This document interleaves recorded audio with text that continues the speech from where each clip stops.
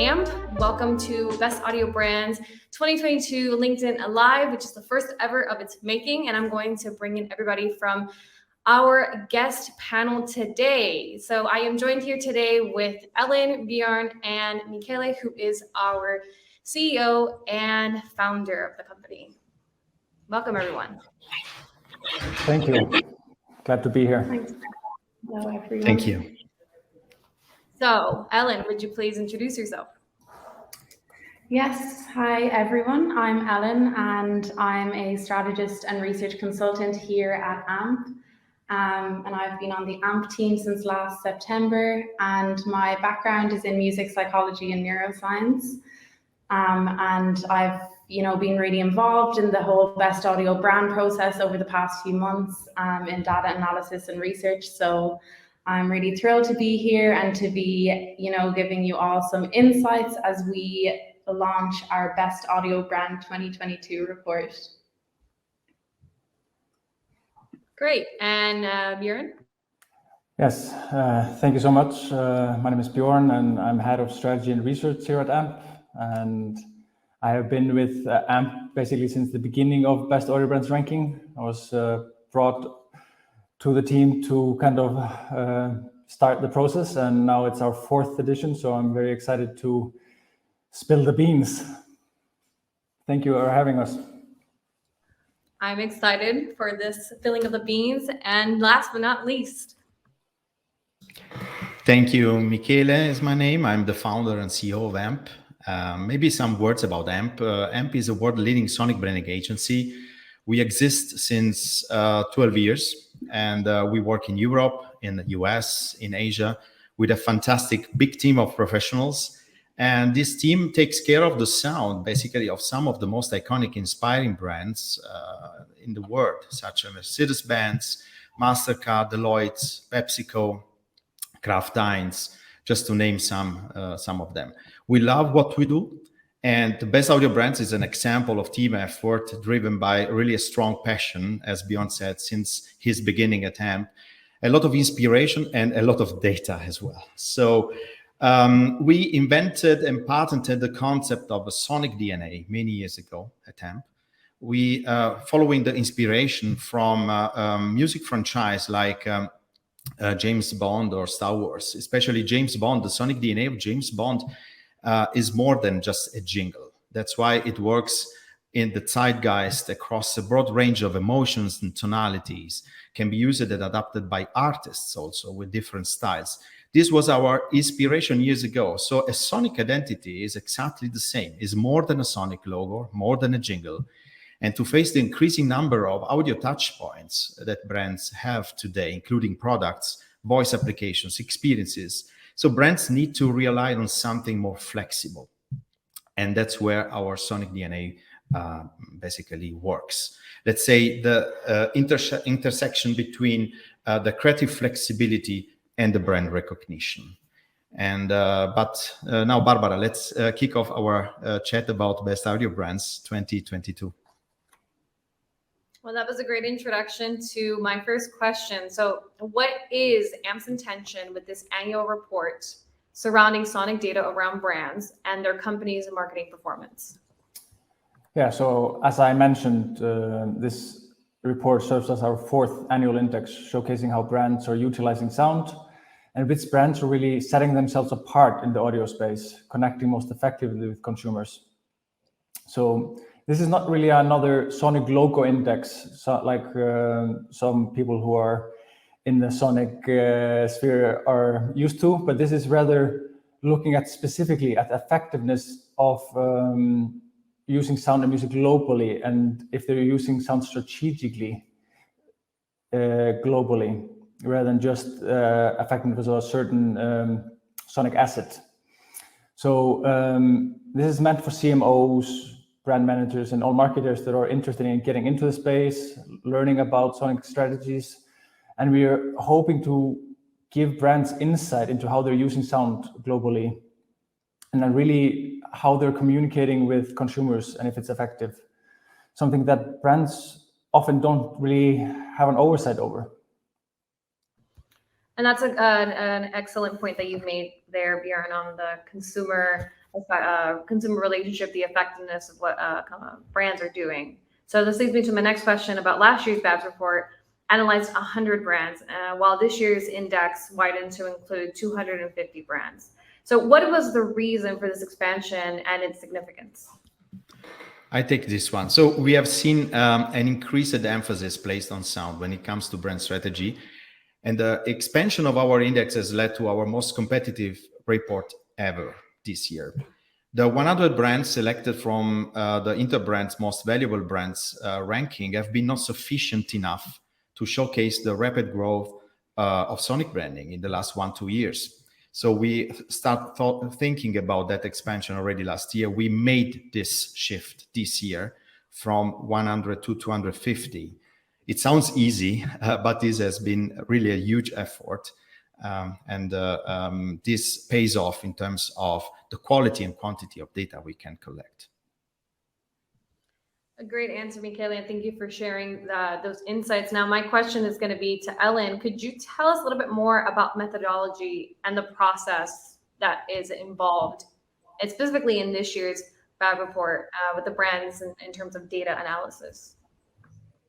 Yeah, so this year we actually expanded on our methodologies from previous years, and we included, artificial intelligence evaluation, as well as extensive desk research and market research. And we gathered 10,000 data points from key consumers, as well as marketing professionals.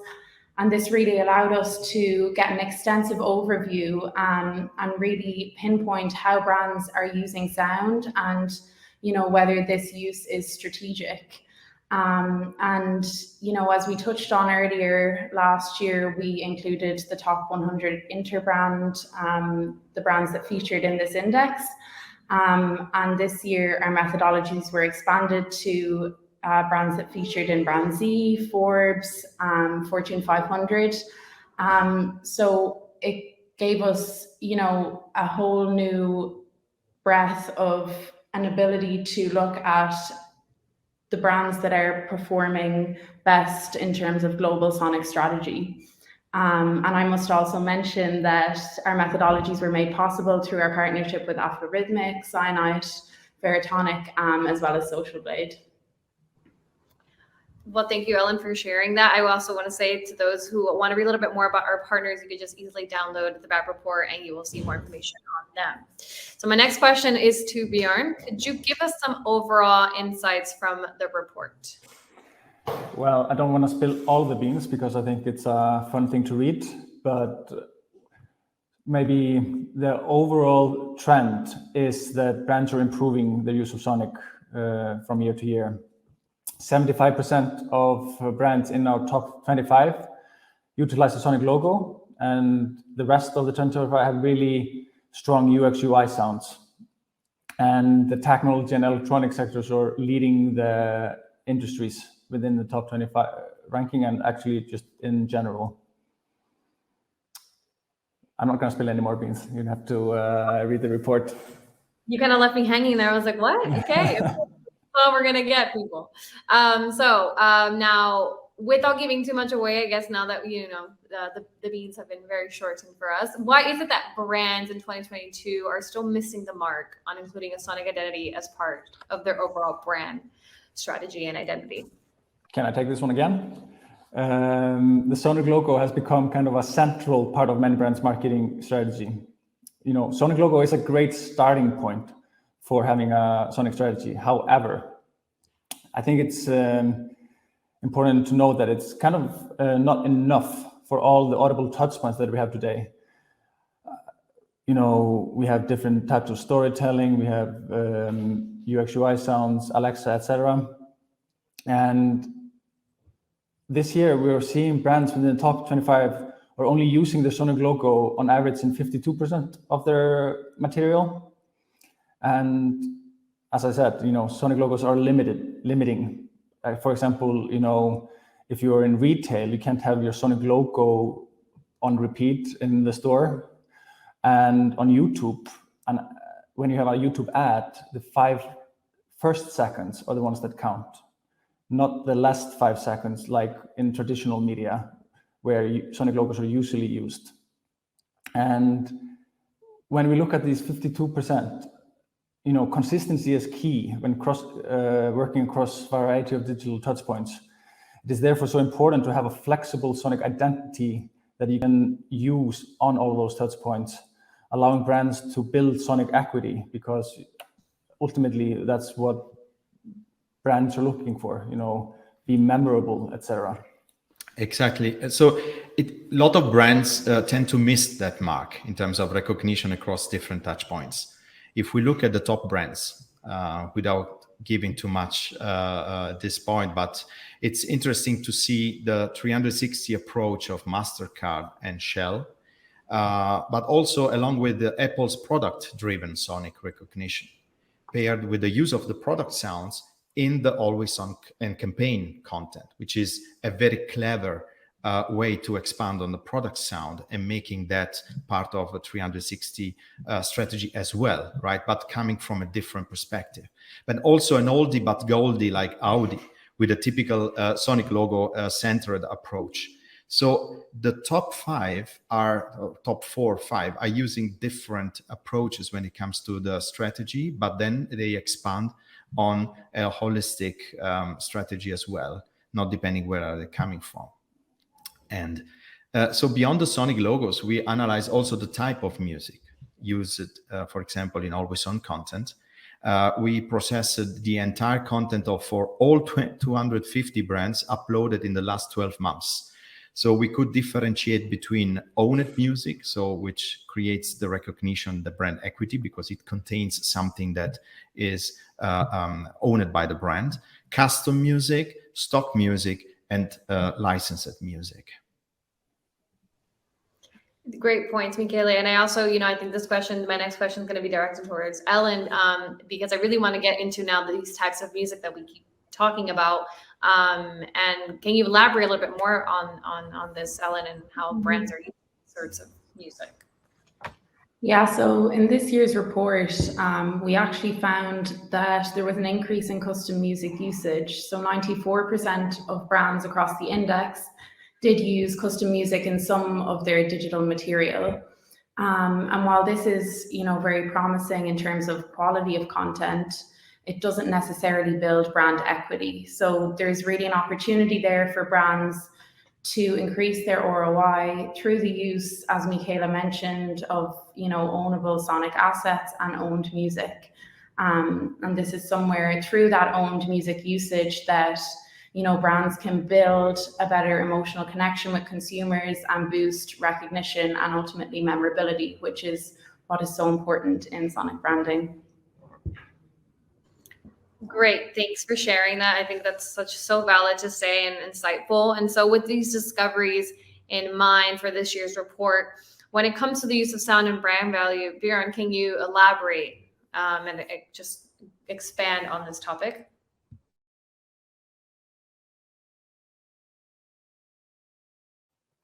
Absolutely. I was muted, but I was telling you some fantastic facts. I'll repeat myself. So in this year's report, we showcased actually for the very first time a positive correlation between sonic strategy and brand value, with sonic conscious brands taking the top spots in the BAP index. And we even investigated this further and looked at sectors. And there was the strongest correlation when we looked at, for example, the electronic sector as well as the tech sector. So this is quite interesting. Of course, we're not saying correlation is causation, but there's clearly something there to be further looked into, which we will do in future BAPs. Mm-hmm. And this link that Björn mentioned between brand value and performance on the index, it shows that we really have an ability to resonate with consumers through the power of sound, and ultimately muted brands are going to end up getting left behind. Can you expand, Ellen, what do you mean by muted brands?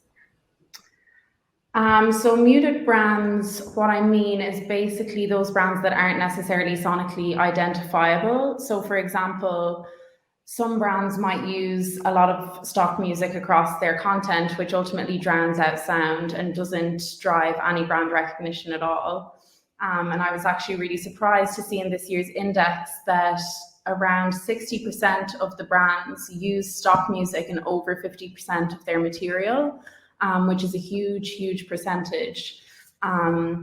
And so, you know, just to reiterate the point, these muted brands are ultimately going to get left behind as other brands really recognize the importance of sonic branding and see the potential to, you know, drive impact through a well thought out sonic strategy.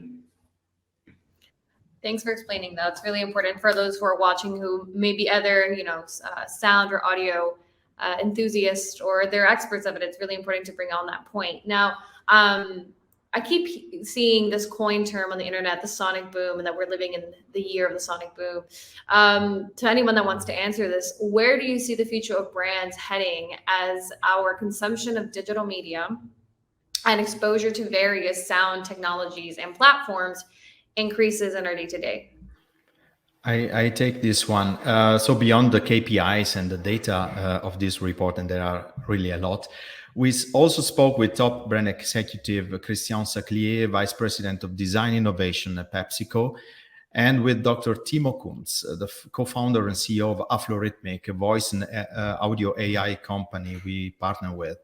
Both share the sentiment that sound is still under-leveraged, but unmistakably crucial when building sonic identities for brands in the design process and also in the delivery process, especially to support the brand's ecosystems, like including also voice as a topic. So these are very inspiring articles. Just download the report and enjoy the conversations. Thank you for saying that, Michele. So leading on to that point that Michele just made, Ellen, can you talk specifically about some of the trends that we're seeing in the report? Yeah, so one of the trends that we especially see among some of the top sonic performers is that extension towards using unique and ownable sonic assets across brand touchpoints. So, for example, the iconic sound users, Apple, you know, they have their unique product sounds as well as the refreshing Mac operating system. And the voice of Siri. So they're incredibly identifiable across all these brand touch points, but they're also really innovative in terms of how they approach sonic branding. And this innovation, I think, is definitely something that other brands are going to have to consider as we transition into Web 3.0 and with the development of the metaverse and this whole crazy world. So, you know, the metaverse, it's really going to be this next new medium for sonic integration. And I think it's going to be important for brands to really think about how they can use sound in really new and unique ways. Yeah, and actually, to those who are still watching us, I want to say that in the report, you do get a little sneak peek in this whole future of the internet with the metaverse and NFTs. So I'm not going to spill too much of the beans, Bjorn, but it is in the report where you can easily find that. So go ahead and download it. Another thing, so one of my second to last questions, how does AMP use the BAB data pool for their work with clients and potential clients? So this year, for the very first time, our tool called Sonic Radar has been a cornerstone of how we analyze the brands. We are using data mining, artificial intelligence, and machine learning, and we are able to take us what we call sonic snapshot of a brand across all social media channels, processing data of 12 months period.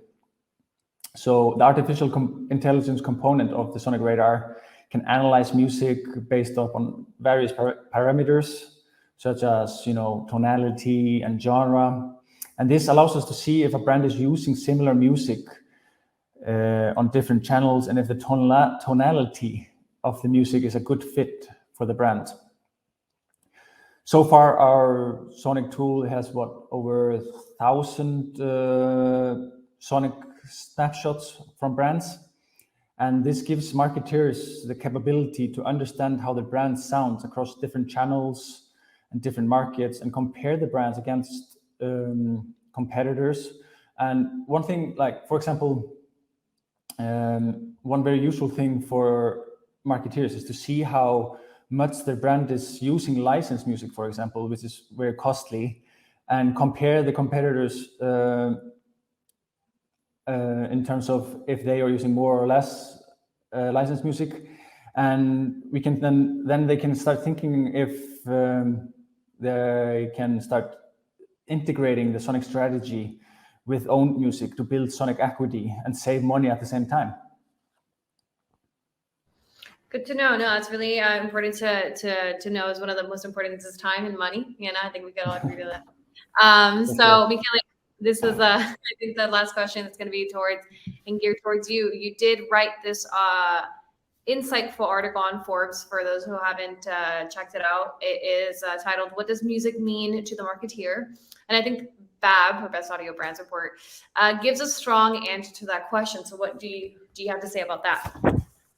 Yes, indeed. So this year's report showed, for example, that 34% of the brands from our index have a sonic logo, and it is used on average in 40% of brand material.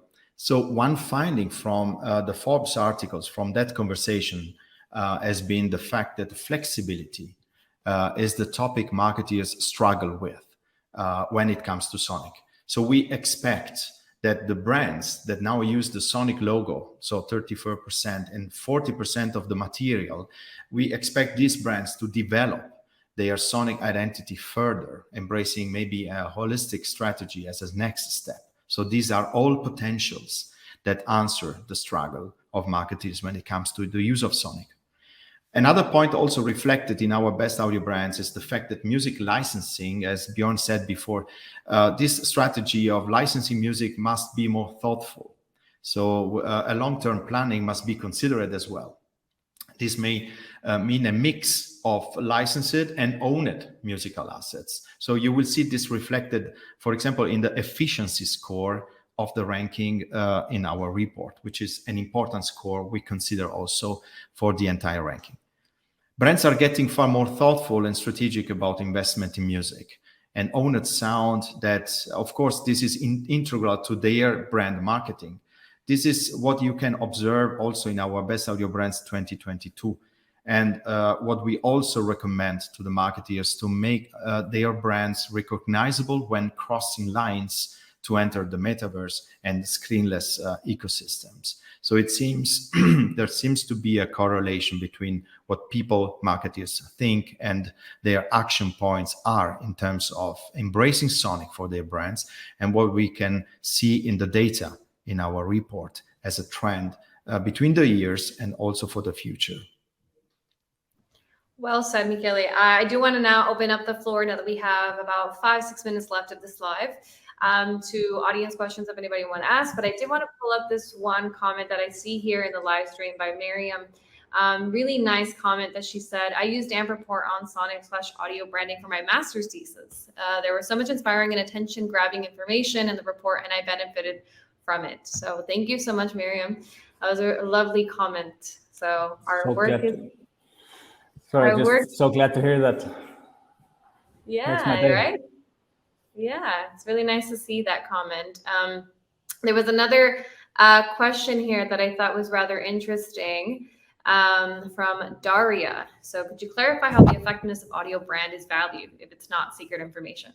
Is it considered from the point of view of the audience and their responses or from the point of brand market value? In terms of the effectiveness, we are more looking at the return on investment. So we're looking at a hypothetical perfect brand that is always or nearly always creating sonic equity. So then we can compare how other brands would do and how they're doing compared to this hypothetical perfect sonic brand. And if you have further questions regarding the methodology, there's of course within the report further explanation. And if you have even further questions, especially if you are doing your master's thesis, please reach out and I'll be happy to answer any questions. Also, you could find this information right here in the slider. If you want to see. Does anybody else feel want free to? Feel free to email me, bjorn.tollefson@ampcontact.com.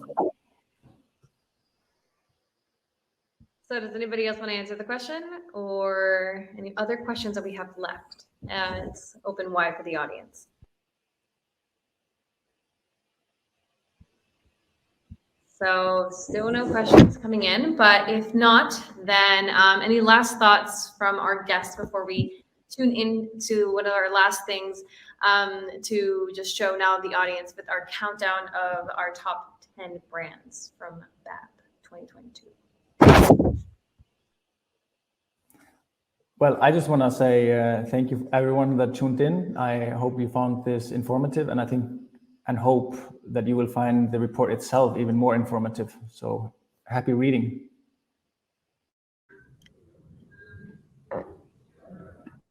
Yes, Ellen, do you want to say some words, Michele?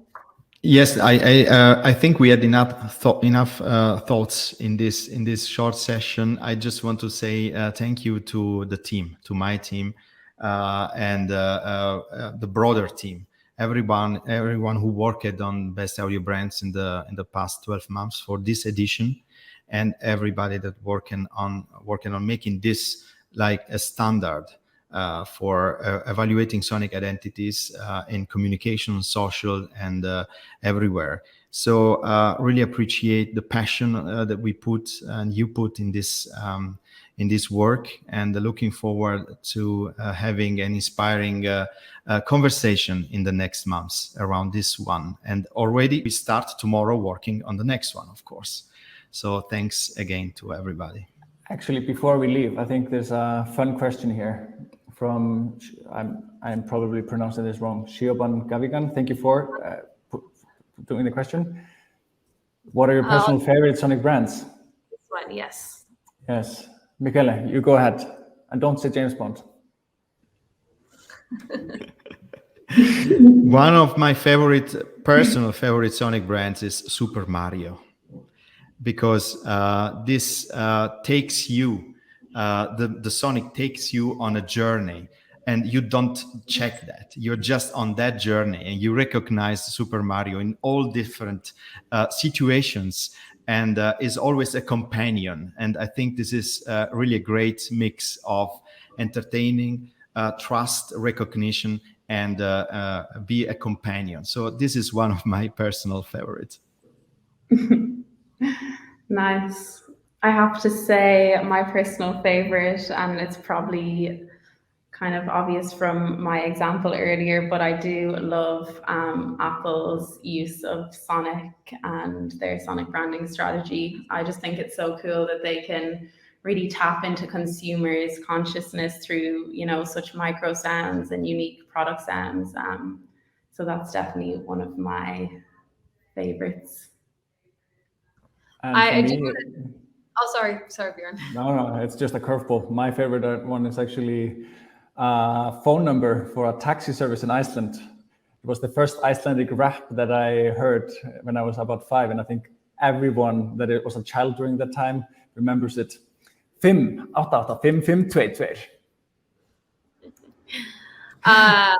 Yeah. Thanks for sharing that. There is something that was a very lovely comment. I'm not sure if you know this person, Björn, but it was really thoughtful what they had to say. I would encourage anybody that is studying to take up Björn's offer and to reach out. He has shared extremely helpful insights for my thesis paper. Appreciate the informative session today, and looking forward to reading the latest report. Thank you. I think it's Tarek. Appreciate that. It's really thoughtful. Thank you, Tarek. There is another question here from David John Baker. It seems like he's either studying his PhD, I'm not sure. But question is, based on your research, will you publish any guesses about what next year's best brands will be? Michele, will you take this one? Yes. So Best Audio Brands is a work that goes, 12 months. So of course, we see some trends. We are, of course, already seeing something. We prefer to wait and publish the real Best Audio Brands for next year. We have some guesses. We share some trends. Maybe you can be back on our homepage in the section that we dedicated to Best Audio Brands, by the way, where you can download the report, because the intention for this year is also to keep the content fresh. And maybe you will guess by yourself which brands will be the best next year, taking some insights that are coming into this section of our homepage. And maybe on that note, we will also be publishing our Sonic Branding magazine, Amplify, where we look in a further deep dive into specific sectors and how they are doing. So stay tuned. And also, as well, we have that on our website. So if you wanted to read the previous editions, especially the third edition, which is the latest one that we released last month, feel free to take a look at that. So if there are, let me see any more questions that we have. Oh, there's a question from Jody Kringle. The question is, are home devices like Google Home and Alexa influencing the development of audio brands? I take this very quickly. Yes, they are. And the fact that Apple performs so well in the ranking is because also we consider the use of voice and the use of voice technologies and embedding the voice technologies in products as a part of the KPIs and scoring. So yes, they are. And for some brands is a vital, expansions on their Sonic identity and Sonic footprint. Anyone else want to take that? Or we're going to leave Michaela with the mic drop? I think it was a nice mic drop. Mic drop. Good. Well, I want to say thank you to everyone who's tuned in. Thank you to the guest. I think the gratitude cannot be more expressed on this first LinkedIn Live. See how quickly it's gone. It's great. So I'm now going to tune all of our live viewers to our metaphorical drum countdown there, and I will guide you to that, and we will close off on that note. So everyone, signing out. Thank you. Guys. Thank you.